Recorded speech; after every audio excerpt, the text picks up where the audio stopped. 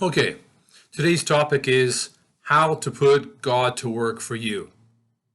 My name's David Walton. I call myself Professor Provocation. The reason for that is I am positioning myself as the antidote or alternative or opposition or reversal of normal academic professors. There's hundreds, thousands, tens of thousands probably of professors in colleges and universities all around the world. You can go there if you want to. Many people have. Millions and millions have.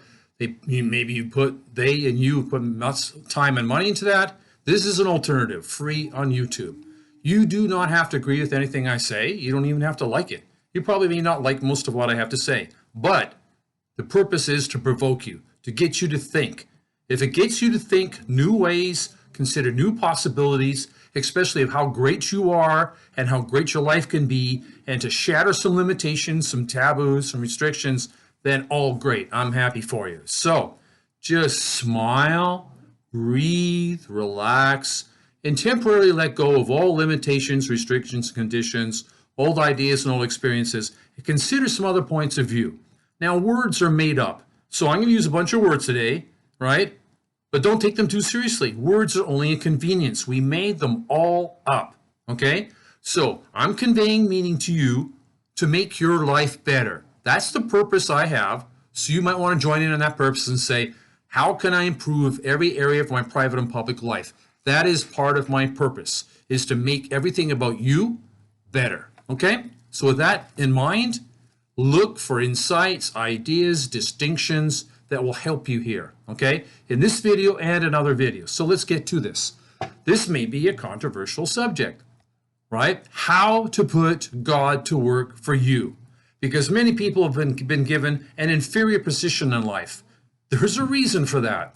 There's people who have, an invested interest to make you feel inferior, to make you feel insecure, to make you feel less than, and to treat you like you're still a helpless child when you're 10, 15, 20, 25, 30, 35, 135, and 235. It's in their best interests. Well, it is, but really it's not even their best interests long term, to keep you dependent, to make you feel inferior, and for you not to be too grand and too amazing and too awesome. Okay? Well, that, as far as I'm concerned. Break free, be the butterfly you're always meant to be, and screw being a caterpillar. Break out. Step into new things. So, how to put God to work for you? So, that's the question is, what is God? What is God? Right? What is God? God can mean many things to many different people. So, functionally, in our consciousness, as individuals, as groups, as communities, as organizations, we all have different experiences that are ever changing about what any word means. It's all linkages, and you'll learn that with me, okay? So God could mean good. God could mean a superior being. God can mean a bunch of things. But let's look at this functionally. What could God mean to you functionally in a way that you can get the wisdom, understand it, apply it, and benefit?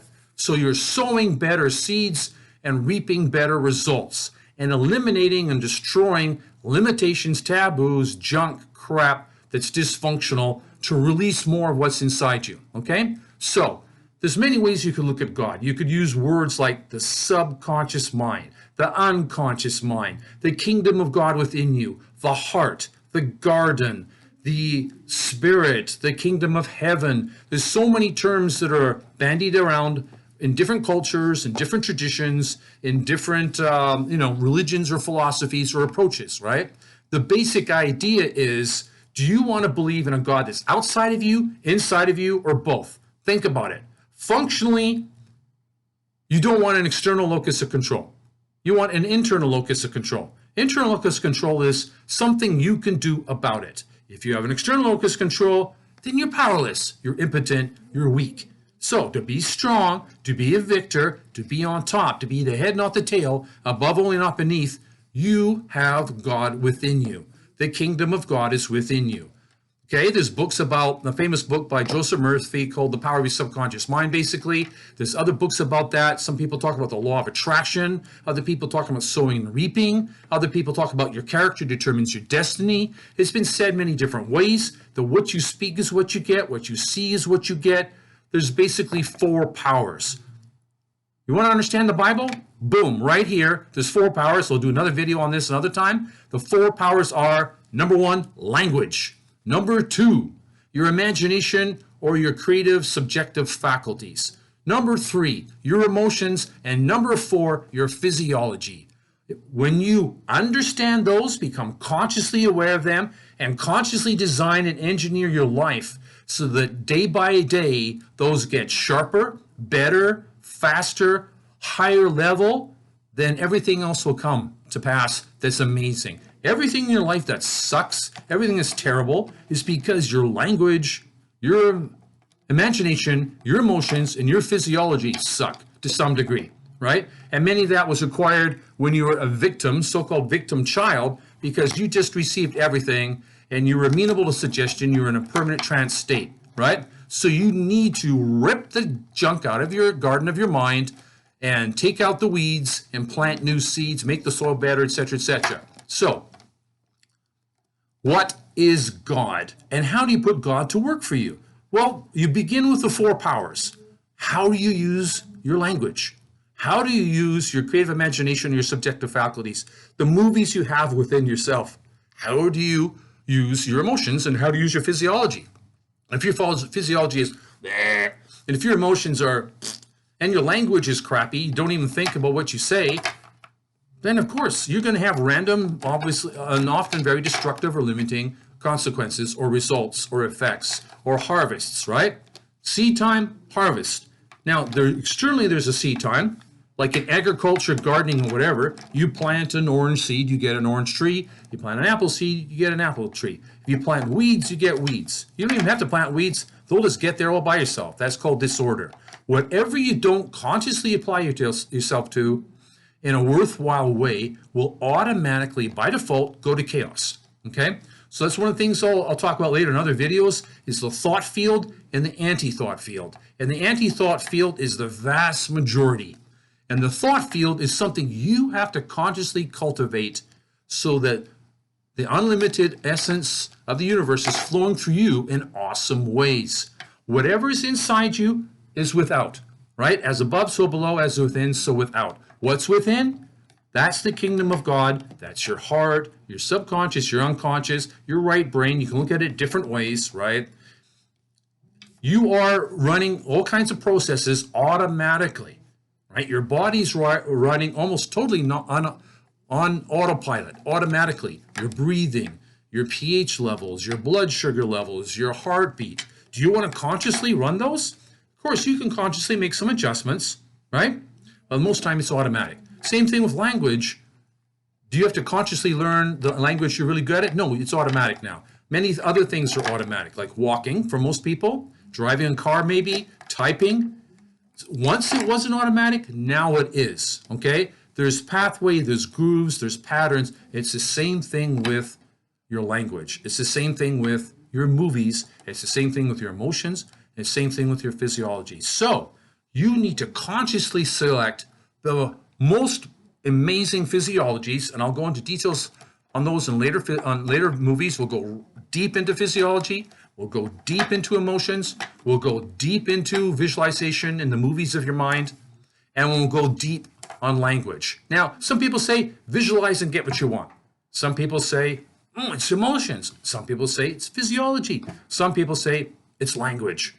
You need to do all 4. They all affect each other. They're all interconnected with each other. And you need to understand them much more deeply than it's ever been taught on this planet, okay? You need to really understand it. The 4 things you need to understand more than anything else are your 4 powers. That's why I'll be doing a video on it another time. Okay, so how to put God to work for you? Faith is your servant. God is your servant. Is that controversial? So for you to believe that God's not your servant, you believe that God doesn't work for you, which is pretty useless, right?